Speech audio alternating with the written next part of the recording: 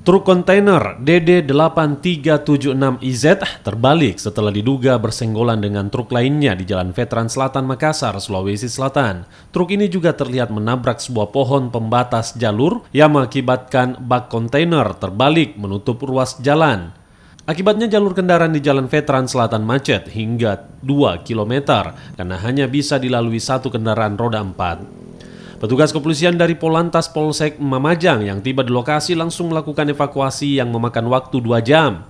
Meski tidak ada korban jiwa, namun petugas tetap memeriksa sopir truk karena membawa kendaraan berkapasitas besar yang hanya bisa dilalui pada jam-jam tertentu.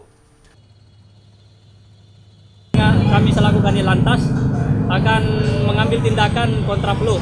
Namun demikian itu untuk sementara kita mengalir dulu, nanti apabila sudah ada tim evakuasi nanti kita akan kontraflow jadi satu jalur.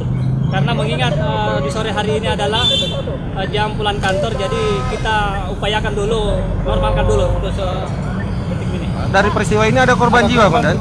Untuk sementara terlihat tidak ada korban jiwa, hanya material saja. Oke, kalau untuk sopir sendiri kemudian apa? Drivernya sendiri? Drivernya sendiri. Jadi ini normal, tunggal, tidak ada korban jiwa. Saya kan pas jalur ke sini. Iya. Dia datang ke kanan, pas nanti mobilnya ke sebelah kan di bak mobilku. Oh, ada mobil lain yang tadi ada nyerempet. langsung dia hindari itu mobil di sebelahnya. Akhirnya dia masuk di bakku dan langsung balas kiri. Akhirnya terkena. Jadi saya juga banting kanan, akhirnya pohon. Oh, langsung tabrak pohon. Ya, langsung tabrak pohon. Terus mobilnya dia hindari, gara-gara mobilnya hindari.